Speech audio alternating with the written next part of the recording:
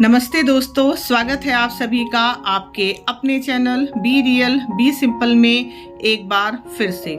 उम्मीद करती हूँ कि आप सभी स्वस्थ होंगे, खुश होंगे। आज आप लोगों के साथ शेयर करने जा रही हूँ अष्टमी भोग और कन्या पूजन का वीडियो। साथ ही आपको इसमें छठे और सातवें नवरात्र की भी थोड़ी सी झलकियाँ मिलेंगी, बहुत ज़्यादा नहीं, क्योंकि उन 2 दिनों में मैंने कुछ खास शूट नहीं किया था क्योंकि तबीयत थोड़ी सी खराब थी मेरी।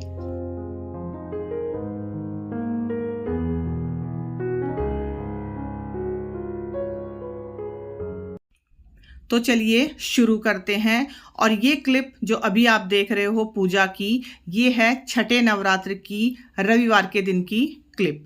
तो छठे नवरात्र के दिन मुझे फूल मिल गए थे जो कि पहले नवरात्र से अब तक बिल्कुल भी नहीं मिले थे। तो मैंने बहुत अच्छे से अपने मंदिर को फूलों से सजाया। और यहाँ पर एक छोटी प्लेट में आप 2 दिए और देख रहे होंगे। ये दिए हमारे यहाँ पितरों के लिए जलाए जाते हैं, जो हर रविवार को हम जलाते हैं। और साथ ही आपको याद होगा मैंने बताया था कि मेरे हाथ से छोटे वाला दिया छूट गया था, तो उसका तेल बिखर गया था मंदिर में। तो उसको फूलों से मैंने थोड़ा कवर अप करने की कोशिश की है, क्योंकि प्रॉपर सफाई तो नवरात्र के बाद ही हो पाएगी। अच्छा, मंदिर को सजाने के लिए वैसे तो बहुत सारी एक्सेसरीज़ होती हैं, सब लेते भी हैं।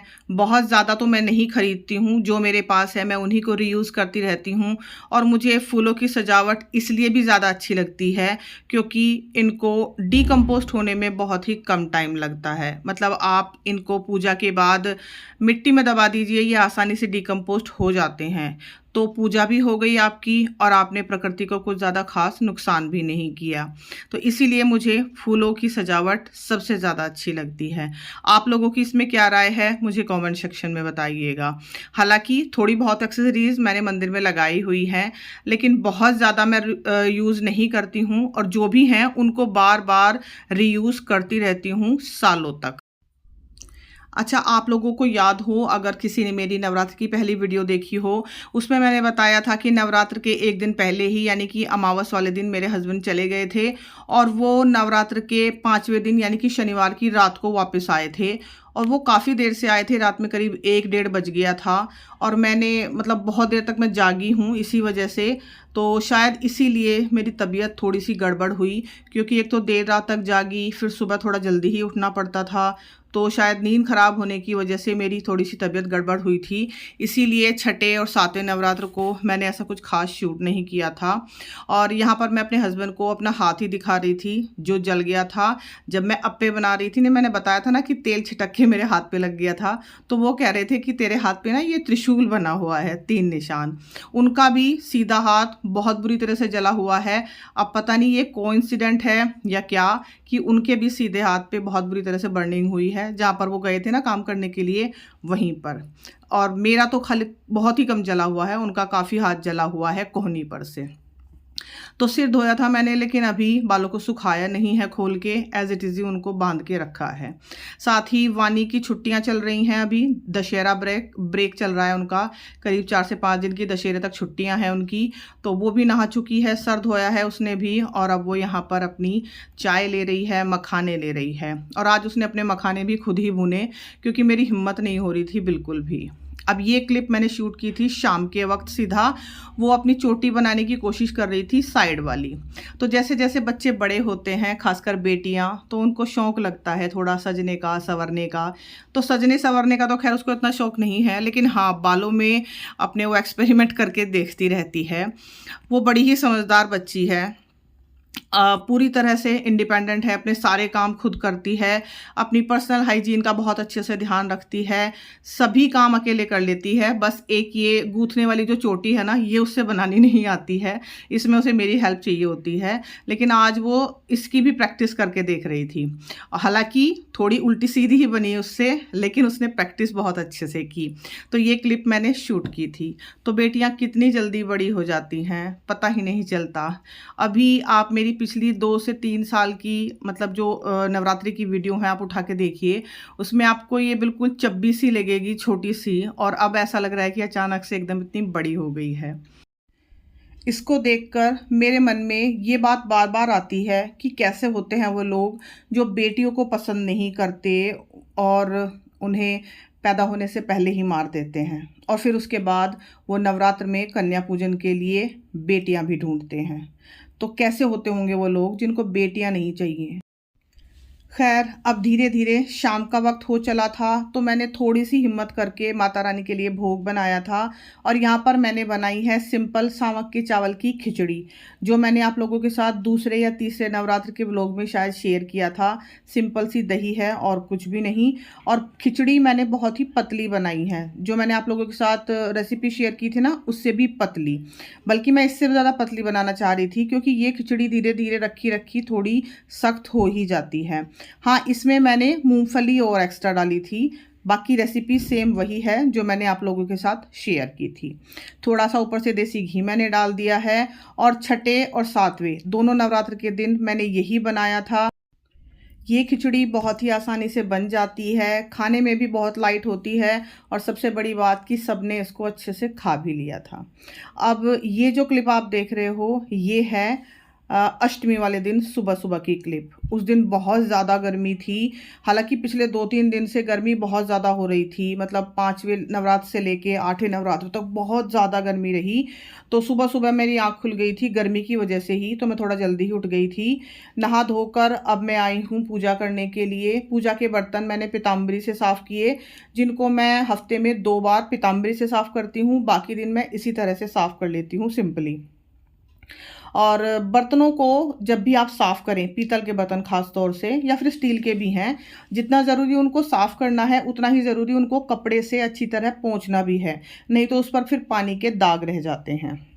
तो फूल आ गए थे, फल आ गए थे, और अब मैं यहाँ पर कर रही हूँ मंदिर की क्लीनिंग। ये जो अग्यारी का पात्र है, इसको भी मैं 2 दिन में एक बार खाली कर लेती हूँ, क्योंकि ये छोटा है, इसमें फिर ठीक से अग्यारी हो नहीं पाती है। तो सिंपली जो पहले दिन के फूल थे वो मैंने हटाए, और साथ ही कपड़े से अभी मैंने सिर्फ सूखी सफाई की है, ताकि कुछ भी अगर गिरा हुआ है मंदिर में वो हट जाए। और उसके बाद हल्का सा जल का छींटा दे के मैं दोबारा से इसी कपड़े से क्लीनिंग करती हूँ। तो इस तरह से मैं अपनी पूजा की शुरुआत करती हूँ। और अब देखिए कितनी बुरी तरह से तेल बिखरा हुआ है ना मंदिर में, लेकिन जब मैंने फूलों से सारी सजावट की ना, तो अच्छी तरह से उस जगह को कवर अप कर दिया। और कहते हैं ना कि जब इंटेंशन हो आपका कुछ करने का, तो आप किसी भी बिगड़े हुए काम को संवार सकते हैं। काम तो देखिए बिगड़ते ही हैं, और मुझसे तो बहुत बिगड़ते हैं। कोई दिन ऐसा नहीं जाता जिस दिन मुझसे कोई गड़बड़ ना होती हो। उस दिन भी मैंने बताया था ना कि दिया मेरे हाथ से छूट के गिर गया था, और पता नहीं आजकल क्या हो रहा है कि मेरे हाथ से बहुत सारी चीज़ें छूट जाती हैं। तो छोटे वाला दिया छूटा था उस दिन मेरे हाथ से, और पूरा भरा हुआ जो तिल का तेल उसमें होता है ना, वो पूरा बिखर गया था। तो इस तरह से मैंने उसको कवर अप किया, मंदिर को अच्छे से सजाया, और फिर उसके बाद अपनी पूजा शुरू की। अच्छा, यहाँ पर मैं एक और बात आप लोगों के साथ शेयर करना चाहूँगी कि पूजा की जो भी सामग्री है, चाहे वो फूल हैं, पत्ते हैं, या जो चावल आपने इस्तेमाल किए हैं, उनको प्लीज़ कभी भी आप बहते हुए पानी में विसर्जित मत कीजिए। क्योंकि हम लोग तो पानी में विसर्जित उनको कर देते हैं, लेकिन वो जाके पानी को प्रदूषित करते हैं। तो पूजा कीजिए, लेकिन साथ ही साथ प्रकृति का भी हमें पूरा पूरा ध्यान रखना है। जैसे कि मैंने शुरुआत में ही कहा, बहुत ज़्यादा सामग्री मैं नहीं खरीदती हूँ पूजा की। जो भी खरीदती हूँ उसको सालों साल तक इस्तेमाल करती हूँ। जैसे चुनरी है या पूजा की और भी आइटम्स हैं, आप उनको ऐसा खरीदिए कि आप उनको सालों साल इस्तेमाल कर रहे हैं। हर बार आपको नई चीज़ें खरीदने की कोई ज़रूरत नहीं है, अगर वो चीज़ें आपकी डैमेज नहीं हुई हैं तो। और अगर डैमेज हो भी गई हैं तो उनको प्रॉपर तरीके से आप किसी जगह ऐसी जगह दीजिए जहाँ पर वो रीयूज़ हो सकती हैं या उनका प्रॉपर इस्तेमाल हो सकता है। प्लीज़ उनको पानी में प्रवाहित मत कीजिए। पत्ते जो हैं उनको भी आप मिट्टी में दबा सकते हैं। और जो चावल आप इस्तेमाल करते हैं ना, जिनमें रोली हल्दी वगैरह मिली होती है, अगर आप उनको पक्षियों को डाल रहे हैं तो मेक श्योर कर लीजिए कि पहले उन चावलों को आप धो लें। तो चलिए, पूजा मेरी हो गई। अब मैं यहाँ पर आ गई हूँ अष्टमी का भोग बनाने के लिए। मैंने यहाँ पर सिंपल गेहूं का आटा लिया है 3 कटोरी, और उसमें मैंने डाला है आधी कटोरी सूजी और आधी कटोरी ही बेसन। तो ये वाला मेजरमेंट बिल्कुल अच्छा रहता है, आप भी इस मेजरमेंट से बना सकते हैं, क्योंकि थोड़ा सा ना अंदाज़ा हो जाता है। साथ ही इस आटे में मैंने मिलाया है थोड़ा सा नमक और हाथों से क्रश करके थोड़ी सी अजवाइन डाली है। तो अजवाइन को हमेशा हाथों से आप क्रश कीजिए, इससे उसका फ्लेवर बहुत अच्छा निकलता है। हल्के गुनगुने पानी से यहाँ पर मैं आटा गूँथ रही हूँ और आटे को गूँथने में ना थोड़ा ज़ोर लगाइए। जितना आप आटे को गूँथने में ज़ोर लगाएंगे ना, उतना ही फिर आपको इसको पचाने में कम ज़ोर लगाना पड़ेगा, यानी कि आपके पेट को कम ज़ोर लगाना पड़ेगा। तो आटे को अभी थोड़ा सा गूँथ के मैंने रख दिया है करीब 15 से 20 मिनट के लिए ढक के। जब तक मैं सारा काम करूँगी, मतलब बाकी चीज़ें बनाऊँगी, तब तक आटा हमारा खूब अच्छे से रेस्ट कर लेगा। अब यहाँ पर हैं 3 से 4 टमाटर, थोड़े से धनिया की पत्ती डंडियों के साथ, थोड़ा सा अदरक, 2 से 3 हरी मिर्चें, एक्चुअली एक लाल मिर्च भी है इसमें। तो इन सब की हमें एक प्योरे बनानी है। और मैं हमेशा आपसे कहती हूँ कि धनिया की पत्तियों के साथ साथ उसकी डंडियों को भी इस्तेमाल कीजिए, उसमें बहुत खुशबू होती है। तो प्योरे हमने बना ली। साथ में यहाँ पर 1/4 चम्मच के करीब हींग है, जिसको मैंने करीब 1-1.5 चम्मच पानी में घोल के रख दिया है। आलू मैंने पहले ही उबाल लिए थे नहाते वक्त, मतलब नहा के जब मैं आई थी सबसे पहले मैंने चने उबाले थे थोड़ा सा नमक डाल के, और साथ ही फिर मैंने आलू उबाल लिए थे। अब आलूओं को मैंने हाथ से तोड़ लिया है और मैंने उनका बिल्कुल हलवा नहीं किया है, मैश नहीं किया है उनको बुरी तरह से, उनको थोड़ा थोड़ा सा उनके बाइट रखे हैं। तो साथ में मैंने उसमें थोड़ा सा पानी मिला के रख दिया है और अब हम यहाँ पर तड़के की तैयारी कर लेते हैं। तो सिंपली मैंने सरसों का तेल चढ़ाया है और उसमें मैंने ये खड़े मसाले डाले हैं जो कि आपने अभी स्क्रीन पर देखे। तो खड़े मसाले जब भी आप डालें तेल में या घी में, उसका टेम्परेचर कम होना चाहिए ताकि आपके मसाले जले नहीं, बस उनकी खुशबू हल्की हल्की सी रिलीज़ हो। साथ ही मैंने थोड़ी सी कसूरी मेथी डाली है 1 से 1.5 चम्मच, और 1 से 1.5 चम्मच ही मैंने इसमें बेसन डाला है। तो ये आज का स्टार इंग्रेडिएंट होने वाला है इस सब्जी का। बेसन को आपको बिल्कुल धीमी धीमी आंच पे भूनना है जब तक वो हल्का लाइट ब्राउन हो जाए। जलाना नहीं है आपको बिल्कुल भी, आंच कभी भी आपको तेज़ नहीं करनी है बेसन भूनते वक्त। अब जब बेसन हमारा अच्छे से भुन गया, उसके बाद मैंने इसमें टमाटर वाली वो प्योरी शामिल कर दी है, हल्का सा पानी मैंने डाल दिया है मिक्सर जार को धो के, और साथ में जो हींग मैंने घोल के रखा था वो भी मैंने इसमें ऐड कर दिया है। इस टाइम आंच बिल्कुल मीडियम है मसाला भूनते वक्त, ताकि हमारे मसाले जले नहीं। बेसिक से मसाले मैंने इसमें डाले हैं, हल्दी, सौंफ धनिया का पाउडर, नमक, और साथ ही ये जो कश्मीरी मिर्च होती हैं ये मैंने करीब 1/4 चम्मच के करीब ही डाली है कलर के लिए। थोड़ा सा इसमें डाला है काला नमक, बिल्कुल 1/4 चम्मच के करीब, और साथ ही 1 बड़ा चम्मच भर के मैंने इसमें फ्रेश मलाई इस्तेमाल की है दूध की। आप फ्रेश मलाई ही इस्तेमाल कीजिए, मतलब ज़्यादा पुरानी मलाई इस्तेमाल मत कीजिए। अब मसाला जब अच्छे से मलाई के साथ हमारा भुन गया तो जो आलू जिनके अंदर मैंने पानी डाल के रखा था वो मैंने इसमें शामिल कर दिए। पानी आप अपने हिसाब से डालिए, जितनी भी पतली या गाढ़ी आपको ये सब्ज़ी बनानी है। बिल्कुल भंडारे वाली आपकी ये सब्ज़ी बन के तैयार होगी। मेरे घर में ये बहुत पसंद की जाती है पूरियों के साथ। अब यहाँ पर कढ़ाई में मैंने घी चढ़ाया है और उसमें मैंने कुछ ड्राई फ्रूट्स तल लिए हैं। काजू और बादाम ही है मेरे पास, जिनको मैंने ऐसे ही साबुत उनको तला है। काट के अगर तलते हैं ना तो फिर वो पूरे घी में फैल जाते हैं और निकालना उनको मुश्किल हो जाता है। तो बिल्कुल लाइट ब्राउन से मैंने इनको किया है, बहुत ज़्यादा तेज़ आंच नहीं थी, बहुत ज़्यादा तेज़ आंच होगी ना तो आपके ड्राई फ्रूट एकदम से जल जाएंगे। अब इस घी में ही मैंने शामिल कर दी है 1 कटोरी सूजी। इतना ही घी था, इतनी ही सूजी है। सूजी का हलवा बनाने के लिए हम 1:1:2:4 का रेशो इस्तेमाल करते हैं, यानी कि 1 कटोरी घी है तो 1 कटोरी सूजी, 2 कटोरी चीनी और 4 कटोरी पानी। अगर आपको लगे कि 2 कटोरी चीनी ज़्यादा हो जाएगी तो आप 1 या 1.5 कटोरी डाल लीजिए, और अगर आपको लगे कि 4 कटोरी पानी कम रह जाएगा तो आप आधी कटोरी पानी और डाल लीजिए। अब सूजी हमारी हल्की सी भुन गई है, उसके बाद मैंने इसमें 1 चम्मच बेसन डाला है, इससे बहुत ही अच्छा स्वाद आएगा। और इस टाइम जब भी आप सूजी या बेसन कुछ भून रहे हैं तो आप मेक श्योर कीजिए कि आपकी जो गैस है वो मीडियम रहे। कभी भी आपको तेज़ गैस नहीं करनी है। इसको भूनने में आपको थोड़ा सा टाइम लगेगा, लेकिन आपको इसको भूनना है, जलाना नहीं है। ना ही बिल्कुल कच्चा छोड़ना है और ना ही बिल्कुल एकदम से काला कर देना है। धीमी धीमी आंच पर जब आप सूजी भूनते हैं ना तो उसकी खुशबू ही अलग होती है। अब जब हमारी सूजी लाइट ब्राउन कलर की हो गई है, उसमें मैंने डाला है ये 1 कप दूध। पानी डालने से पहले मैं यहाँ पर 1 कप दूध डाल रही हूँ। इससे हमारा हलवा बहुत ही सॉफ्ट बनेगा और खिला खिला बनेगा। उसको आप अगले दिन तक भी रखेंगे ना, वो कभी भी बिल्कुल सख्त नहीं होगा। जैसे ज़्यादातर सूजी के हलवे में सबको शिकायत होती है ना कि वो ठंडा होते ही बिल्कुल बर्फ़ी की तरह कटने लगता है, ऐसा वो बिल्कुल भी नहीं बनेगा। साथ ही मैंने यहाँ पर पानी शामिल किया है, जो कि मैंने नाप के रखा हुआ था। उसी कटोरी से 4 कटोरी पानी और 1 कप अलग से दूध हो गया, तो ये वाला रेशो मैंने इस्तेमाल किया है। अब चीनी जैसे कि मैंने बताया आप अपने हिसाब से डालिए। मैंने यहाँ पर 1 कटोरी और दूसरी कटोरी को थोड़ा सा कम रख के, यानी कि करीब 1.25 कटोरी चीनी इसमें डाली है। और मीठा बिल्कुल अच्छा हो गया था हमारे हिसाब से। और ये हलवा बिल्कुल सुनहरे कलर का बना था, ना ही सफ़ेद और ना ही बहुत ज़्यादा डार्क ब्राउन, बिल्कुल सुनहरे कलर का ये हलवा हमारा बना था। और मैं सूजी का हलवा थोड़ा सा पतला बनाती हूँ, जैसा मेरे घर में खाया जाता है। और इस टाइम जब मैं सूजी का हलवा बना रही थी ना, तो जो सब्जी मैंने बनाई उसमें सीटी आ रही थी, और आप यकीन मानिए बहुत ही अच्छी खुशबू आ रही थी। और मुझे पता लग रहा था कि मेरी जो रेसिपी मतलब मैंने आज ट्राई की है वो श्योर हिट होने वाली है। और वाकई में सब्जी सबको बहुत ज़्यादा पसंद आई थी घर में, बहुत ही ज़्यादा, मेरे हस्बैंड को तो ख़ास तौर से। अब ये देखिए हलवे का लगभग सारा ही मॉइस्चर सूख चुका है, जो घी हमने डाला था वो किनारों से रिलीज हो चुका है। और ये वाली कंसिस्टेंसी मैं रखती हूँ हलवे की, बहुत ज़्यादा टाइट नहीं करती, बहुत ज़्यादा उसको पतला नहीं रखती।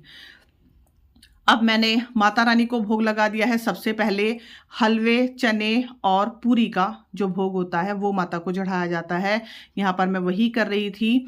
और ये वाला जो भोग है, कभी कभी इसको वानी खा लेती है या फिर मैं गाय को भिजवा देती हूँ। अच्छा, यहाँ पर आपको दिख रहा होगा कलश, और उसके ऊपर नारियल नहीं है क्योंकि वो मेरे हस्बैंड ने तोड़ दिया है। नारियल प्रसाद के लिए इस्तेमाल होगा। और जो कलश का जल था वो मैं पौधों में डाल आई हूँ। और साथ ही जो उसके ऊपर चावल रखे हुए हैं कलश के ऊपर, जो मैंने बताया था ना रोली के हल्दी के चावल हैं, उनको मैं धोकर पक्षियों को डालूंगी क्योंकि उनमें रोली और हल्दी मिली हुई है। अब यहाँ पर हमारी सब्जी भी तैयार हो गई है जब तक मैंने भोग लगाया माता को। और ये देखिए कितनी अच्छी हमारी सब्जी बनी है। तो जो भी खड़े मसाले हमने डाले थे ना, वो आप निकाल सकते हैं। साथ ही मैं इसमें मिला रही हूँ बिल्कुल 1/4 चम्मच के करीब गरम मसाला, बहुत ज़्यादा नहीं मिलाना आपको, और आधा चम्मच अमचूर। साथ ही ढेर सारा हरा धनिया मैंने इसमें डाल दिया है। और ये सब्ज़ी थोड़ी देर रखने के बाद और भी गाढ़ी हो जाएगी, क्योंकि आलू रखे रखे गाढ़े होते ही हैं। आलू हो या कोई भी सब्जी हो, थोड़ी देर रखोगे आप गाढ़े हो ही जाएंगे। उसके बाद बारी आई वानी के कन्या पूजन की, और बस हर साल की तरह जैसे मैं करती हूँ वही कर रही हूँ। यहाँ पर मैं आप लोगों के साथ कुछ बातें शेयर करना चाहूँगी। हम कन्या भोज कराते हैं, उसको देने के लिए हम ज़्यादातर प्लास्टिक या थर्मोकोल की चीज़ें इस्तेमाल करते हैं। प्लीज़ उनको इस्तेमाल मत कीजिए। आपके घर में जो भी पुराने बर्तन हैं स्टील के, अगर आप नए नहीं खरीद पा रहे हैं, तो जिन बर्तनों में आप डेली खाना खाते हैं आप उनमें कन्याओं को भोजन खिला दीजिए। और कभी कभी हमें लगता है ना कि बच्चे खाना नहीं खा रहे हैं, हलवा पूरी खीर शायद उनको पसंद नहीं है, या फिर एक ही दिन में बहुत सारी जगह उनको खाना खाना पड़ता है इसलिए वो खाना नहीं खा पा रहे हैं, तो आप अष्टमी के दिन ना करके आप नवरात्रों में किसी भी दिन कन्या पूजन कर सकते हैं। नवरात्र के सभी दिन शुभ होते हैं। अगर आपको बहुत सारी कन्याएं नहीं मिल रही हैं तो आप एक कन्या को भी भोजन खिला सकते हैं। और हाँ, एक बात का विशेष तौर पे ध्यान रखिए, अगर आप कर सकते हैं तो प्लीज़ ये फास्ट फूड देना बंद कीजिए। हलवा, पूरी, चना, खीर, इन सब का भोग ही माता को चढ़ाया जाता है। इन सब का भोग ही आप अपने बच्चों को दीजिए, भले ही वो थोड़ा खाएं, बहुत ज़्यादा ना खाएं, आप ज़बरदस्ती ना करें, लेकिन यही सब का भोग दीजिए। आजकल जो नया फैशन चल गया है कि चॉकलेट्स, पिज़्ज़ा, बर्गर और कोक ये भी दिए जाते हैं बच्चों को, तो ये मत दीजिए। आपको खुद पता है कि ये चीज़ें बच्चों के लिए कितनी ज़्यादा नुकसानदेह हो सकती हैं। तो सिंपली आपके घर का बना हुआ जो खाना है वही आप बच्चों को दीजिए भोग में। अगर वो ज़्यादा नहीं खा पा रहे हैं तो थोड़ा खिला दीजिए। और अगर आपको लगता है कि आपके आसपास मोहल्ले पड़ोस में कॉलोनी में जो बच्चे हैं वो नहीं खा रहे हैं, क्योंकि वो लोग तो कभी भी उस चीज़ को बनाकर खा लेंगे, हलवा, पूरी, प्रसाद, तो फिर आप ऐसे बच्चों को खाना खिलाइए जो ऐसा खाना कभी कभी ही खा पाते हैं, यानी कि उनको कभी कभी ही ऐसा खाना मिल पाता है। आपके आसपास जो काम करते हैं या आपकी हाउस हेल्प आती हैं, आप उनके घर खाना भिजवाइए, उनके बच्चों को खाना खिलाइए, वो बड़े ही शौक से खाने को खाएंगे, क्योंकि हम कहते हैं ना कि बच्चे खाना नहीं खाते। तो हम करते भी क्या है कि हम अपने आसपास कॉलोनी से ही बच्चों को बुलाते हैं, और हमारे आसपास लगभग ऐसे ही लोग रहते हैं जो इतने समृद्ध हैं, जो कभी भी हलवा, पूरी और खीर बना के खा सकते हैं। तो इसमें कभी भी कोई भेदभाव मत कीजिए। कन्याएं हर घर में एक जैसी ही हैं। ये मत कीजिए कि आप इस घर से कन्या बुला रहे हैं और उस घर से नहीं, क्योंकि वो आपके हाउस हेल्प के बच्चे हैं। तो प्लीज़ थोड़ा सा इन बातों का ध्यान दीजिए, और साथ ही अपनी बेटियों को खूब सारा दुलार दीजिए, खूब सारा उनको लाड कीजिए। वो आज आपके पास हैं, हमेशा आपके पास नहीं रहेंगी। धीरे धीरे वो बड़ी हो रही हैं और एक दिन वो आपको छोड़कर चली जाएंगी। तो जितना भी प्यार दुलार आप उन पर लुटा सकते हैं कीजिए, और साथ ही बेटी को बेटी ही रहने दीजिए। उसको कभी भी ये मत कहिए कि हमारी बेटी नहीं, ये तो हमारा बेटा है। बेटा बेटा होता है और बेटी बेटी होती है। ये कोई भी कंपैरिजन नहीं हुआ कि आप ये कहने के लिए कि देखो हम अपनी बेटी को कितना लाड करते हैं, ये जताएं कि ये तो हमारे बेटे से भी बढ़कर है। बेटियां बेटियां होती हैं और उनका लाड किसी किसी के नसीब में होता है। तो अब वानी का कन्या पूजन करने के बाद और ढेर सारी उससे बातें करने के बाद मैं आई थी थोड़ी देर के लिए बाहर, क्योंकि गर्मी बहुत ज़्यादा हो रही थी, सफोकेशन बहुत ज़्यादा हो रही थी, और ठंडी ठंडी सी ना हवा चल पड़ी थी। एकदम से मौसम चेंज हो गया था और मुझे लग ही रहा था कि बारिश आएगी। तो जो दुपट्टा मैंने अभी ओढ़ा हुआ था ना, उसको मैंने हटा दिया है और मैंने ये कॉटन का दुपट्टा ओढ़ लिया है, क्योंकि इसको ओढ़े बिना काम नहीं होगा। वो वाला दुपट्टा बहुत ज़्यादा फिसलता है। अब यहाँ पर मैं पूरियाँ सेकने लगी हूँ। थोड़ी सी पूरी मैंने पहले बना दी थी, लेकिन अब मैं बच्चों के लिए गरम गरम बना रही हूँ। अच्छी लगती हैं उनको ऐसी गरम गरम करारी करारी पूरियाँ। मेरे हस्बैंड ऑलरेडी खा के जा चुके हैं और अब वानी और राम खा रहे हैं। हालांकि वानी के लिए हमारे पड़ोस से ही एक थाली आई थी, लेकिन उसने उसमें से सिर्फ खीर खाई है और पूरी उसने बस थोड़ी सी वही खाई है जो मैंने उसको भोग में खिलाई है। अब उसको भूख लग रही है, तो अब मैं उनके लिए, दोनों भाई बहनों के लिए पूरियां तल रही हूँ। और पूरी के लिए मैंने बहुत ही थोड़ा सा तेल इस्तेमाल किया है, क्योंकि फिर बाद में जो तेल बच जाता है वो यूज़ हो तो जाता है, लेकिन उसको यूज़ होने में बहुत दिन लग जाते हैं। मेरी फैमिली छोटी है तो इसलिए मैं थोड़ा सा तेल इस्तेमाल करके एक एक पूरी सेक लेती हूँ। अगर आपकी फैमिली बड़ी है तो आप ज़्यादा तेल चढ़ा लीजिए, एक साथ 3-3 4-4 पूरियाँ सेक लीजिए। अब ये देखिए, मैं बता रही थी ना कि मौसम बहुत अच्छा हो गया था, एकदम से चेंज हो गया था मौसम। तो धीरे धीरे बारिश शुरू हुई और उसके बाद फिर बहुत तेज़ बारिश भी आई थी। और ये पेट्रोल भाई साहब बारिश से बचने के लिए यहाँ पर आकर बैठ गए हैं, और मैं भी थोड़ी देर के लिए बाहर आई थी बारिश का मज़ा लेने के लिए। और जैसे मैंने बताया कि पिछले करीब 3-4 नवरात्र से बहुत ज़्यादा गर्मी हो रही थी, वाकई में बर्दाश्त के बाहर हो रही थी। और आज अष्टमी के दिन तो सुबह सुबह इतनी गर्मी थी कि गर्मी की वजह से मेरी आँख भी 4 बजे ही खुल गई थी। मतलब सुबह के 4 बजे भी इतनी गर्मी थी। और ये देखिए कितने ज़्यादा बादल हैं, बिल्कुल आसमान ढका हुआ है बादलों से। और उसके बाद बहुत तेज़ बारिश आई थी, पहले हल्की हल्की, उसके बाद थोड़ी तेज़ हुई, उसके बाद बहुत ज़बरदस्त वाली बारिश आई थी। और ये देखिए सामने बैठे हैं जो उनकी दादी और उनके दोनों पोते, अभी वो मेरी तरफ ही हाय कर रहे थे। तो यहाँ पर हमारी थाली तैयार हो गई है, और ये देखिए सब्जी जो हमने बनाई थी ना, अभी करीब 1 से 1.5 घंटे बाद कितनी गाढ़ी हो चुकी है। बिल्कुल ही गाढ़ी गाढ़ी ये सब्जी, भंडारे वाली। आप प्लीज़ ट्राई कीजिएगा, वाकई में बहुत टेस्टी बनी थी। कुछ लोग छोले भी बनाते हैं साथ में, कुछ लोग और भी सब्जियां बनाते हैं, लेकिन आलू की ये जो सब्ज़ी है ना, ये पूरी के साथ सुपर हिट होती है। भंडारे वाली आलू की सब्ज़ी, पूरी, और साथ में हलवा चने, बस इसको खाकर तो कोई होगा जो सोए बिना रह जाएगा। और ये देखिए हलवा मीठा है, उसके साथ जब हम ये नमक वाले चने मिलाते हैं ना, तभी खा के स्वाद आता है। जब तक हलवे में चने ना मिले ना, तब तक स्वाद ही नहीं आता। और वैसे अगर आप खाना चाहो तो शायद ही आप किसी मीठी चीज़ के साथ कोई नमकीन चीज़ खाना चाहोगी, लेकिन ये वाला जो प्रसाद है वो इसी तरह से खाया जाता है, और ये अच्छा भी इसी तरह से लगता है। तो अब बारी थी मेरा व्रत खोलने की। तो यहाँ पर मैं अपना व्रत खोल रही हूँ, और करीब 1 हफ्ते बाद, मतलब 8 से 9 दिन बाद जब आप अन्न खाते हैं ना, वैसे तो ऐसा नहीं है कि बिल्कुल भूखी रही हूँ मैं, कुछ ना कुछ जो फलाहारी होता है वो हम खाते ही रहे हैं। मैंने आप लोगों के साथ रेसिपी भी शेयर की हैं, लेकिन जब हम अन्न खाते हैं ना तो उसका नशा ही कुछ और होता है। क्योंकि इस वाले हलवा और पूरी को खाने के बाद जो हम सोए थे ना, करीब 2 से ढाई घंटे हम सोए हैं, और वाकई में बिल्कुल बेहोशी वाली नींद आती है। तो अभी मैंने अपना व्रत खोल लिया है। खूब अच्छे से हमारी जो है अष्टमी की पूजा भी हुई, अष्टमी का भोग बहुत अच्छा बना। और ये देखिए बारिश अचानक से एकदम तेज़ हो गई है। अभी मैं आपको सुनवाऊंगी बारिश की आवाज़ कि कितनी तेज़ बारिश हुई है। अचानक से ये बारिश हुई, किसी को भी उम्मीद नहीं थी कि इतनी तेज़ बारिश हो जाएगी।